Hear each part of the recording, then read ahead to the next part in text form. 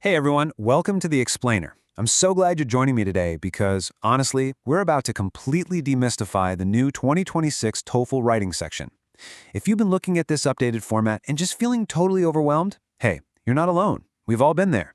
But today, we're going to break down the exact step-by-step strategies you need to absolutely conquer this section. Let me ask you something.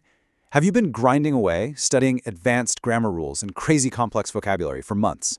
Maybe you're secretly terrified that your English just isn't quite good enough to pass. Well, I've got a massive secret for you straight from our source material. You might literally be preparing for the wrong test. Crazy, right?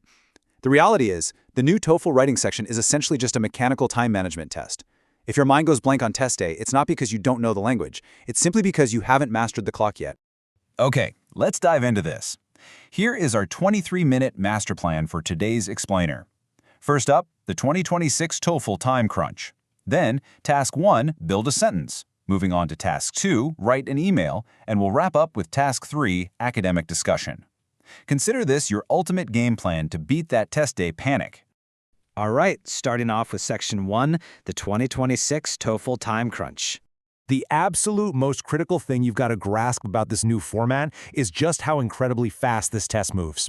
Look at this breakdown. The entire writing section is a mere 23 minutes long. That's it, 23 minutes. You got about 6 minutes for Task 1, 7 minutes for Task 2, and 10 minutes for Task 3. We're talking intense, high-speed sprints here. You literally do not have the luxury of sitting back and spending the first few minutes trying to figure out what the test wants you to do. By the time you figure it out, your time's out. You have to walk into that testing center already knowing the exact mechanics of every single task. Which brings us to Task 1, build a sentence. Now, the goal for this first task sounds pretty simple, right? Form 10 grammatically correct sentences, but actually doing it without your brain completely freezing up under the pressure of a ticking timer, that's the real challenge. 36. I want that number to really sink in for a second. You have exactly 36 seconds to write each sentence in this task. 36 seconds. That's 6 minutes total for 10 sentences. It's a total shock to the system if you aren't mentally prepared for it. So to ace what is basically a rapid-fire, sneaky test of your grammar knowledge, you have to be totally systematic. And this brilliantly illustrates exactly how to be systematic about it. It boils down to 3 mechanical steps.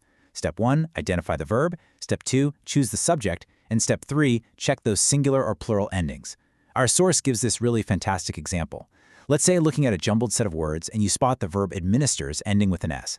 Well, that S mechanically dictates that your subject absolutely has to be a singular noun, like department, rather than a plural noun like programs. See, you don't have to overthink it or rely on some vague feeling for the language. You just plug into the formula.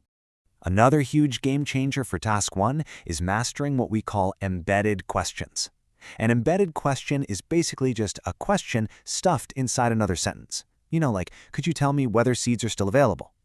Nailing these structures completely transforms this task from this stressful, sweaty grammar quiz into a fast, totally predictable formula. When you see a question mark at the end of the prompt and spot a phrase like telling me right in the middle, you can basically piece the rest of the sentence together mechanically. And that is going to save you those precious, precious seconds. All right, moving right along to Task 2. Write an email. For this one, you have just a 7-minute sprint to read a prompt and crank out a complete, coherent response. And listen, in this task, the register and the specific details you choose matter just as much as your grammar. But what's absolutely crucial to know here is the word count expectation. Now, the exam doesn't actually flash a word count requirement on the screen for you, but make no mistake, 120 words is the absolute bare minimum you should be aiming for. Ideally, a high-scoring email is going to hit that sweet spot of about 140 to 170 words. And to generate and type that much content in exactly 7 minutes, you need to know exactly what you're going to say the millisecond that timer starts. Now, what's really interesting about this slide is the stark contrast between informal phrasing, stuff like come over or run out of, versus formal or semi-formal phrasing like regarding or due to. The very first thing you must do when you look at that prompt is identify your audience. Are you shooting off an informal email to a buddy, or are you drafting a semi-formal complaint to a landlord? Pinpointing the correct register right out of the gate and using the right vocabulary to match it keeps you from losing super easy points. I mean, think about it. You wouldn't write to a university professor the exact same way you text your best friend, right? So here is the crucial secret. You must answer the prompt's bullet points, plus add your own unprompted details. This is the exact trap so many test takers fall into. If you stick strictly to just the basic bullet points they give you, your score will actually go down. To hit that higher word count and really show off your advanced vocabulary, you've got to invent realistic, unprompted details. Let's say the prompt asks you to email your landlord about a broken light. Add a little detail explaining that the dim light makes it incredibly difficult to study for your online TOEFL exam on Zoom in the evenings. These rich, specific little details, they massively boost your score. Okay, let's jump into Task 3, Academic Discussion. This brings us to our final and honestly our longest sprint. You've got 10 minutes to read and intelligently respond to a university professor's prompt while also dealing with comments from other fictional students. In this tiny 10-minute window, you need to rapidly fire off these tactical best practices. First, simplify the professor's question in your head so you don't accidentally drift off topic. Next, quickly scan what the other students are saying. And then, and here's the real pro move, guys, choose a different perspective. Even if you decide, hey, I agree with one of these students, you still have to bring your own entirely new reasoning to the table. Whatever you do, do not just parrot what's already been said. Your goal here is to inject fresh, relevant, well-reasoned ideas right into the heart of that academic discussion.